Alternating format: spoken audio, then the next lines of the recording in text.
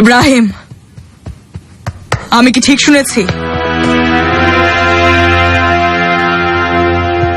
হেতিজা কোথায়, কেমন আছে?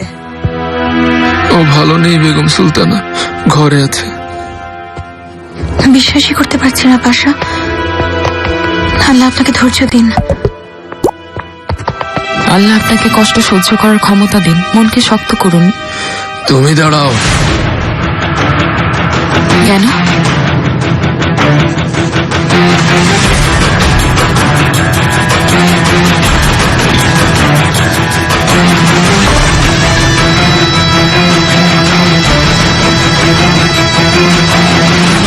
তুমি আমাকে বিষ দিয়েছিলে, আমি জানি।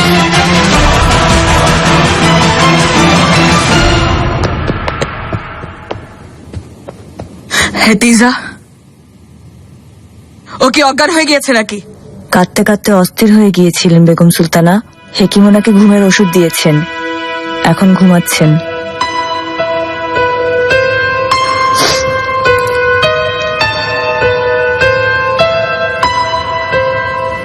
পাশা, কি বলছেন আপনি? কে বিষ দিয়েছে? আমার সাথে তুমি একদম ভনিতা করবে না হুররাম খাতুন। ইয়াসেফ এফেন্দি বলেছিল আমাকে বিষ দেওয়া হয়েছে, কিন্তু তুমি কাউকে কিছু বলনি, চুপ ছিলে কেন? সবাইকে বলছিল বুকে ঠান্ডা বসেছে, এজন্য আমি আর আমার কামরায় এসে তুমি মরবে ইব্রাহিম এটা বলনি?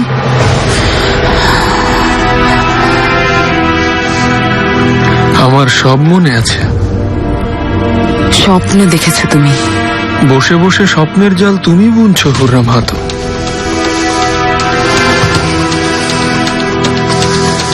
তুমি ভেবেছিলে আমাকে মারার চেষ্টায় সফল হবে তুমি।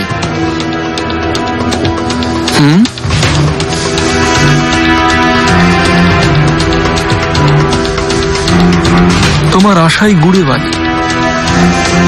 দেখো তোমার সামনে জীবিত দাঁড়িয়ে আছে আমি।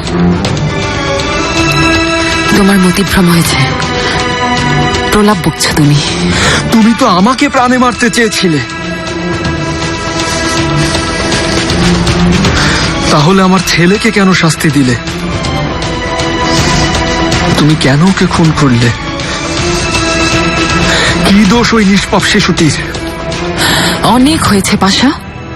এটা সত্যি যে সুযোগ পেলে চোখের পলক পড়ার আগেই আমি তোমাকে খুন করতাম, কিন্তু তোমার ছেলে, ওর সাথে কিসের শত্রুতা?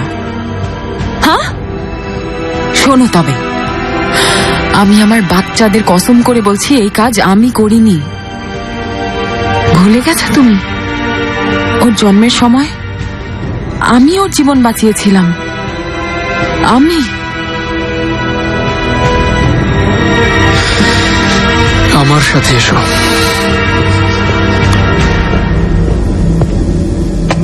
কোথায়? কোনো প্রশ্ন জিজ্ঞেস করবে না তুমি, যা বলছি তাই করো।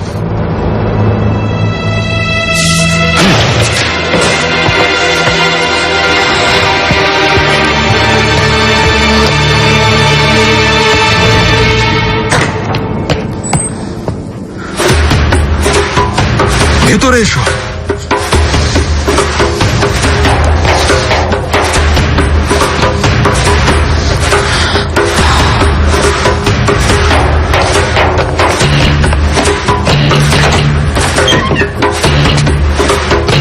আমাকে এখানে কেন এনেছো?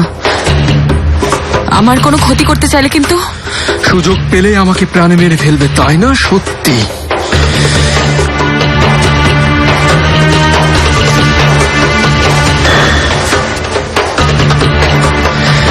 আমি প্রতিদিন সেই সময়ের অপেক্ষায় থাকি হুররাম খাতুন, আর আমি যে কোনো ভাবেই হোক বেঁচে যাব, বুঝেছো তুমি? কি এটা? নিগার কালফাকে দিয়ে যেটা কবজা করার চেষ্টা করেছিলে তুমি হুররাম খাতুন, লিওয়ার তোমার প্রেমালাপের প্রমাণ। তোমার প্রেমিক নিগার কালফাকে ব্যবহার করে তোমাকে হৃদয়ের কথা জানাতো। এগুলো যদি আমি জাহাপনার কাছে পৌঁছে দিই তাহলে তোমার কি অবস্থা হবে বুঝতেই পারছো। কে জানে, হয়তো তুমি লিখেছো এগুলো। এগুলো সব আসল প্রমাণ। দেখিয়ে বেড়াবে তুমি? যাও দেখাও। তুমিও মরবে আমার সাথে, তোমার পরিণতিও আমার মতো হবে। পাশা তো থাকবেই না, জামাইও না। যদি প্রয়োজন হয় হুররাম হাতুন, আমি সবকিছু বিসর্জন দিতে পারবো। তুমি এই সাম্রাজ্যের সবচেয়ে ক্ষমতাবান পাশা। রাজকার্য আর সৈন্যশালার দায়িত্ব তোমার। তোমার ঐশ্বর্য প্রাচুর্যে ভরা প্রাসাদ, ভাস্কর্য এনে দাঁড় করিয়েছ। সুলেমান, হেতিজা সবাই তোমাকে অনেক ভালোবাসে। এই সব কিছু ছেড়ে যাওয়ার সাহস আছে তোমার?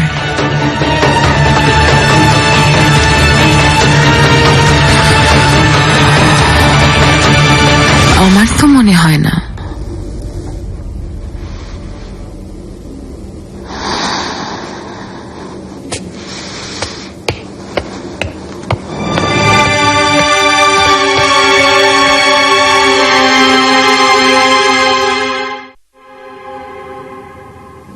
আমার নাতি কিভাবে মারা গেল নিগার? ও তো সুস্থ হয়ে উঠছিল, আবার জ্বর হয়েছিল নাকি? অসুস্থ ছিল না বেগম সুলতানা, বুঝতে পারছি না। সুস্থই ছিলেন উনি। রাতে কিছু হয়েছিল হয়তো। কিছুই হয়নি। মেহমেদ কান্নাকাটিও করেনি, সবাই তো এখানেই ছিল। আম্মা, এই যে মা, আমি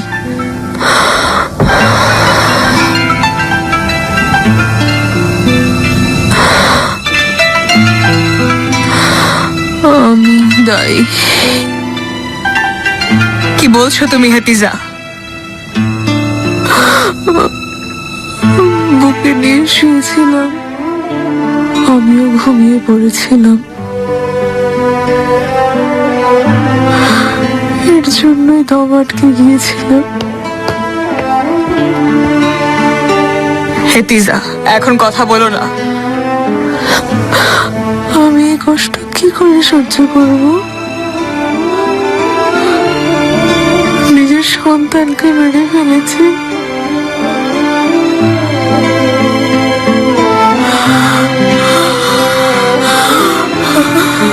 হেতিজা, হেতিজা, হেকিমকে ডাকো, হেকিমকে ডাকো।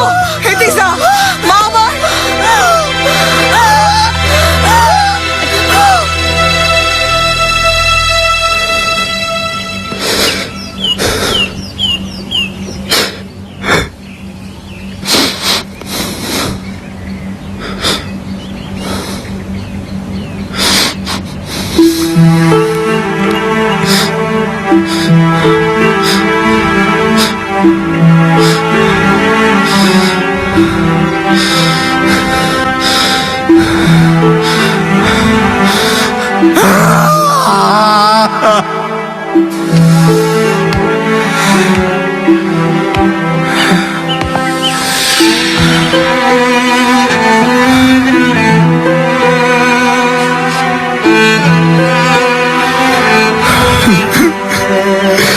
যাবো না।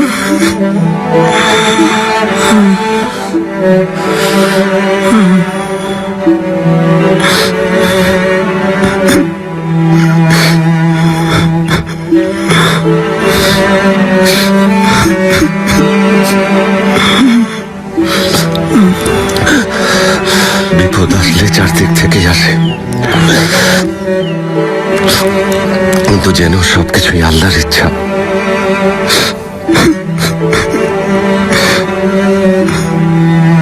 তুমি একদম ভেঙে পড়ো না, শুধু এই দোয়া করো যেন আল্লাহ তোমাকে সন্তান হারানোর বেদনা আর কোনোদিন না দেন।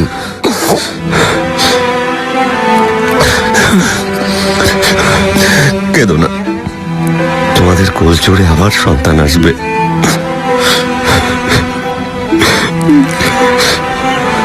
নিজেকে একটু সামলান আপনি পাশা, ধৈর্য ধরুন পাশা। আপনাদের কাছে আমি কৃতজ্ঞ। ইব্রাহিম হেতিজের সাথে দেখা করব।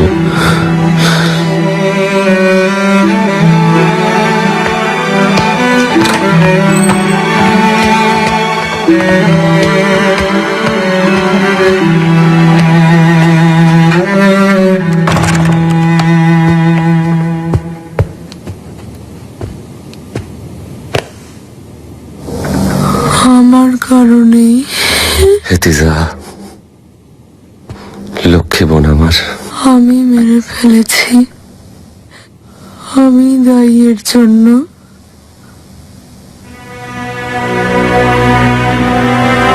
মেহমেদকে বুকে নিয়ে ঘুমিয়ে পড়েছিল।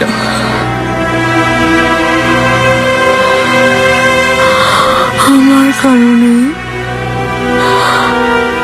আমি মেরে ফেলেছি।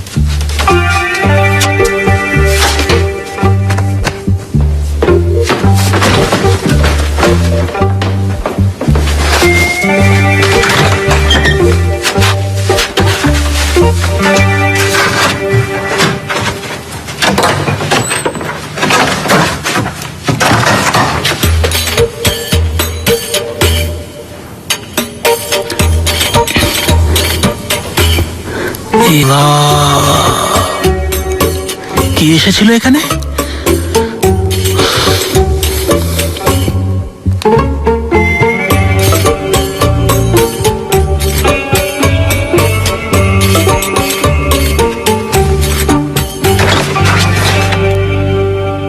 আমার মোহরগুলো কোথায়?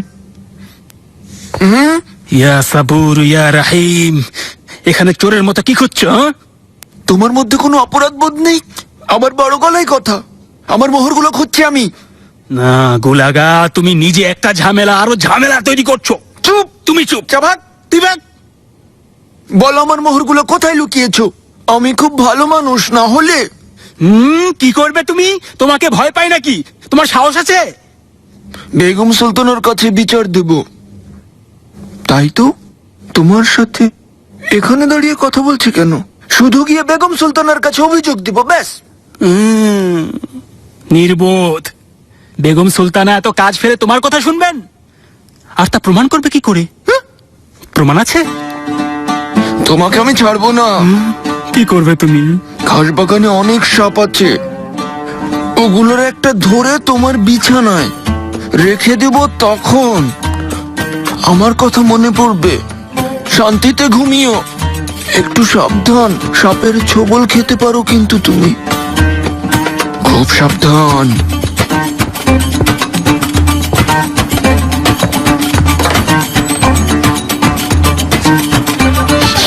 খুব সাবধান।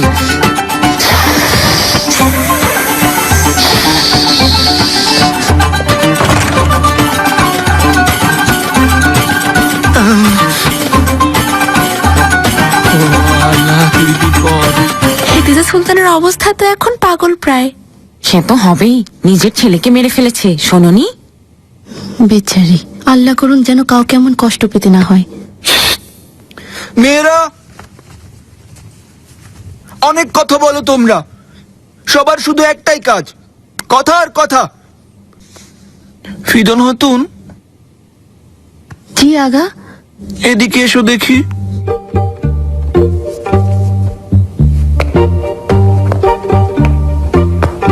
এই মেয়ে, চোখ বড় বড় করে তাকিয়ে আছো কেন? কি দেখছো? ও আল্লাহ!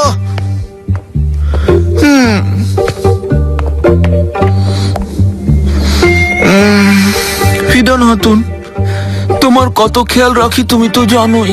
এদির্নে থেকে তোমাকে এখানে এনেছি আমি। আমি কৃতজ্ঞ। শোনো এদিকে, তুমি হলে আমার চোখের মনি। লাল লাল গাল, কি সুন্দর গায়ের রং। আমি তোমাকে একটা অনুরোধ করতে চাই। আপনি অনেক সাহায্য করেছেন, কি বলবেন বলুন না। সময় হলে তোমাকে জানাবো। এখন তুমি তোমার জায়গায় ফিরে যাও।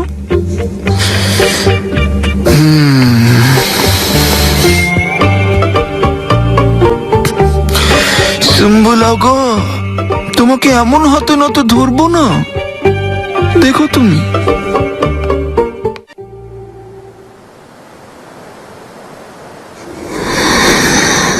বেচারি হেতিজা সুলতানের কষ্ট আমি বুঝি, অনেক কষ্ট পাচ্ছেন। ওনাদের দ্রুত আরেকটি সন্তান নিয়ে নেওয়া উচিত, না হলে এই কষ্ট ওনাদের তিলে তিলে মেরে ফেলবে। এ বিষয়ের কথা বলো না হুররাম, হেতিজার কথা চিন্তা করলেই আমার হৃদয় ভেঙে যাচ্ছে।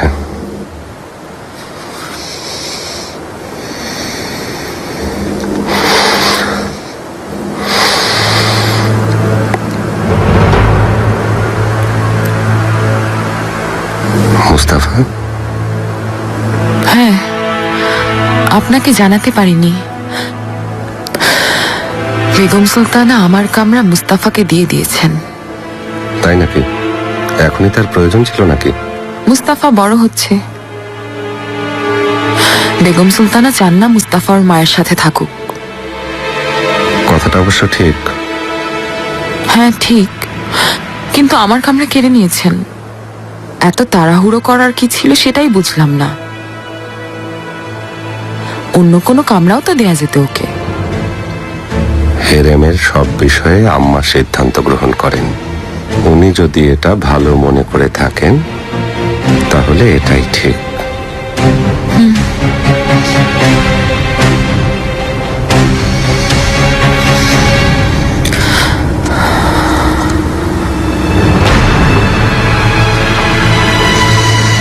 আমার ভালোবাসা,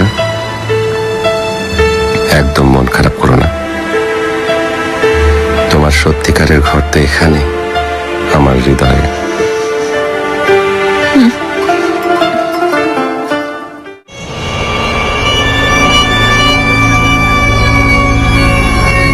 মেহমেদ,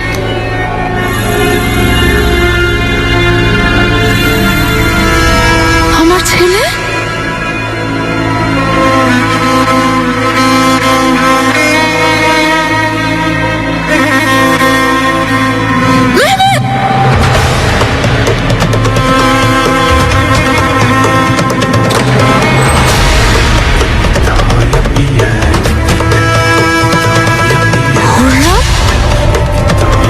আমার ছেলে কোথায়?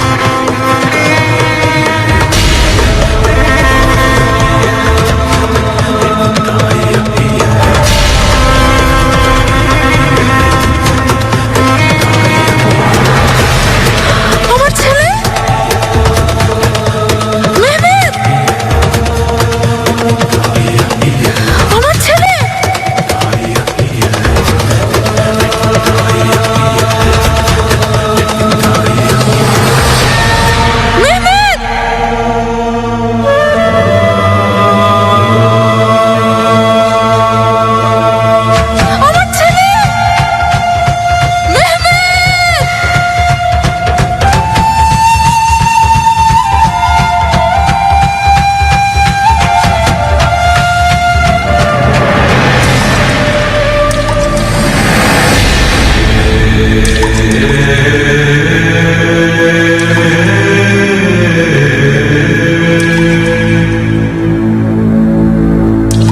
ইব্রাহিম,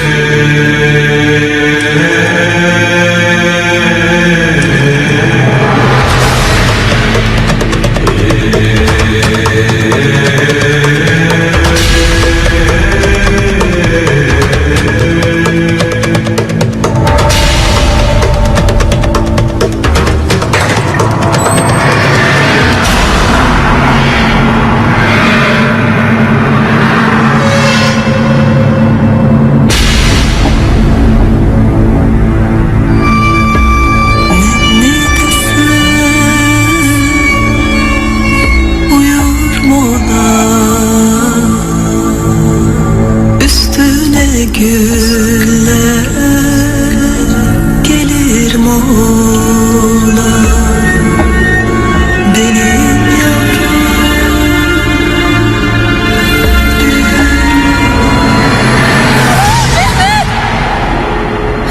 হেতিজা, কি হয়েছে?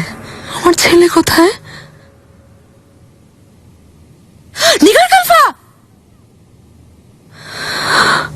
আমার বাচ্চাকে কোথায় নিয়ে গেছে? হেতিজা, শান্ত হও। কোনো খারাপ স্বপ্ন দেখেছো? আমার ছেলেকে দেখতে চাই আমি। আমাকে ওর কাছে নিয়ে যান।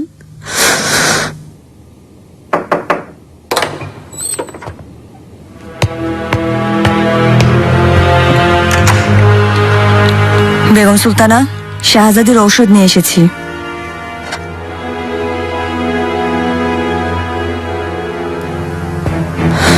বলো, আমার ছেলে কোথায়? কোথায় লুকিয়ে রেখেছো? শাহজাদি, আমি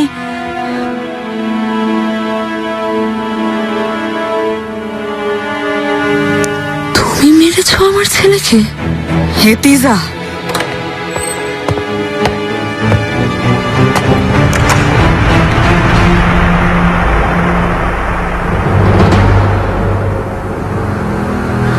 ইব্রাহিমকে ভালোবাসো, এই জন্য মেরেছো আমার ছেলেকে? তুমি সেই ছায়া? ইব্রাহিম আর আমার মাঝে তুমি সেই ছায়া?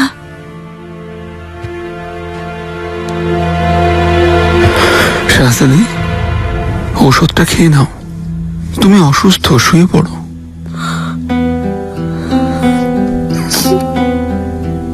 আপনারা সবাই চুপ কেন এখন? ওনা মারলে কে মেরেছে আমার বাচ্চাকে? আমি আমি মেরেছি আমার ছেলেকে।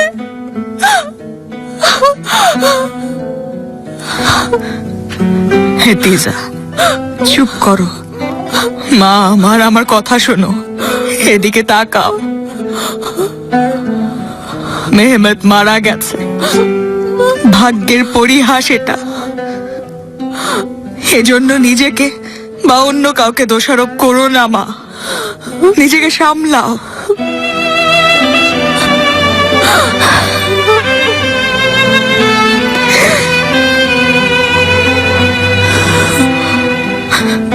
আমাদের একা থাকতে দাও।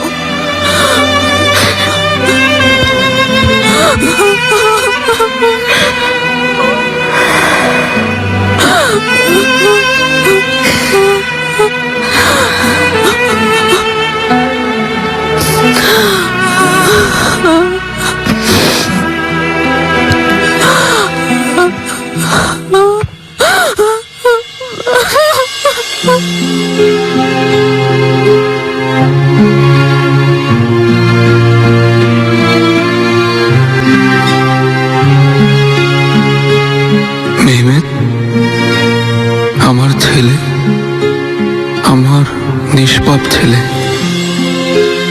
তোমাকে আল্লাহর কাছে সঁপে দিলাম। তোমার স্থান জান্নাতে। আমার কৃতকর্মের শাস্তি কি তোমাকে পেতে হলো? এই শাস্তি আমার প্রাপ্য ছিল। আমি তোমাকে নিয়ে কত স্বপ্ন সাজিয়েছিলাম। আমাকে মাফ করে দিও বাবা। তোমার পিতা তোমাকে অনেক ভালোবাসে, অনেক ভালোবাসে মেহমেদ।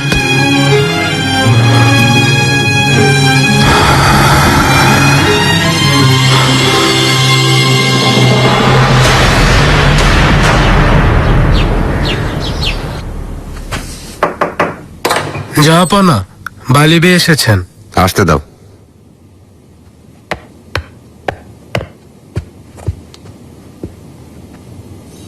জাহাপনা, বলো মালকো, চলো। সভাসদরা অপেক্ষা করছেন। আপনি গেলেই মোল্লা কাবিজের সাথে আলোচনা শুরু করা হবে জাহাপনা।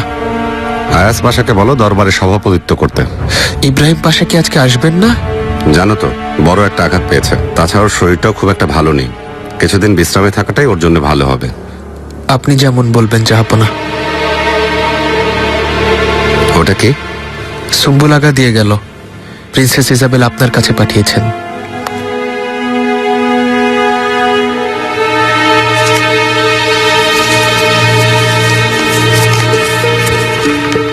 তোমার বোন হেতিজা সুলতানের কষ্টের কথা কিছুক্ষণ আগেই জানতে পেরেছি।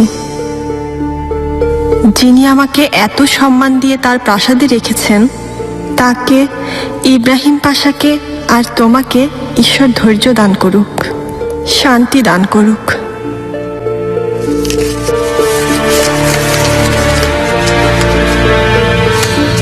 চলো।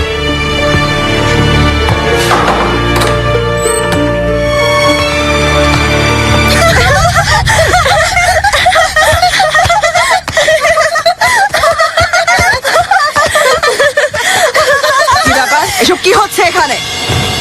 কেমন অসভ্যতা! কালফারা কোথায়? দায়া, আগারা কোথায়? হেরেমকে তুমি কাদের হাতে ছেড়ে দিয়েছো? বেগম সুলতান, আপনি অস্থির হবেন না, আমি দেখছি এদের। এমনিতেই এত দুশ্চিন্তা, তার মধ্যে আবার যত সব অনিয়ম।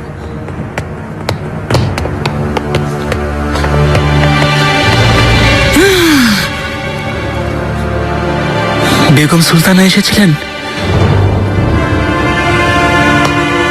তোমার কারণে আজ লজ্জা পেতে হলো। আমার কি দোষ এখানে দায়া হাতুন? গুলাগা ওদেরকে মাথায় উঠিয়েছে। তোমাদের ঝগড়ার কারণে যত সব বিশৃঙ্খলা হচ্ছে এখানে। এই মেয়েদের বলো সব পরিষ্কার করে ফেলতে, না হলে রাতের খাবার বন্ধ। কোথায় যাচ্ছেন? বেগম সুলতানাকে মর্মর মহলে নিয়ে যাচ্ছি। উনি নির্জনে বসে বিশ্রাম করতে চান।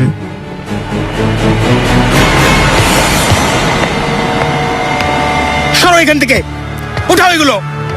কি করেছো এসব? উঠাও উঠাও উঠাও, পালকগুলো সরাও এখান থেকে। মহামান্য সুলতান সুলেমান খান।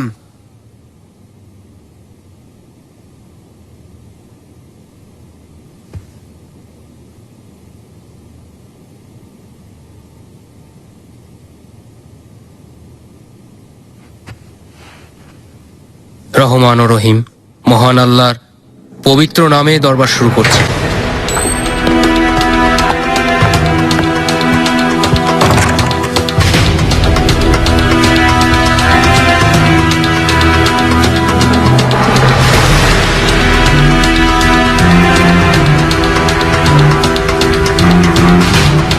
মহামান্য পাশা, আমি এই গুরুত্বপূর্ণ আলোচনা শুনতে চাই, কারণ সভাকার্য অবহেলা অশোভন।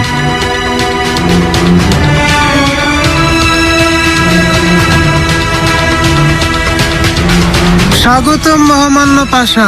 সৃষ্টিকর্তা আপনাকে ছেলে হারানোর বেদনা ভোলার শক্তি দিক। আমিন। ধন্যবাদ। এখন সভা শুরু করা যাক।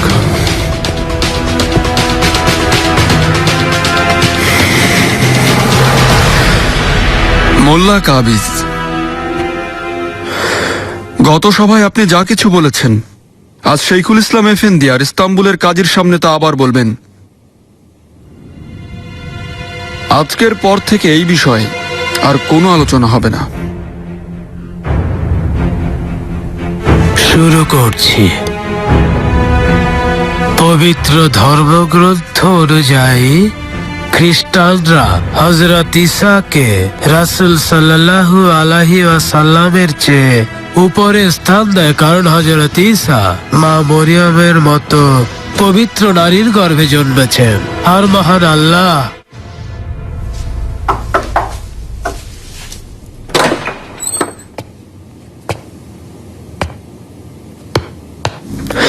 সুলতানাদের সুলতানা বান্দা হাজির। পোশাকটা অনেক সুন্দর। কোথাও যাচ্ছেন সুলতানা? আমি বাগানে একটু হাঁটতে যাচ্ছি। বেগম সুলতানা কি এটাও নিষেধ করেছেন? ওয়াল্লাহ, আমিও খুব আশ্চর্য হয়েছি সুলতানা। আচ্ছা, উনি আপনার সাথে এমন ব্যবহার করছেন কেন? তুমি কি এই কথা বলতে এসেছো?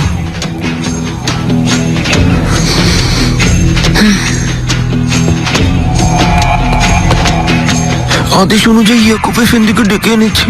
মর্মর মহলে অপেক্ষা করছেন সুলতানা। আচ্ছা, এসো আমার সাথে।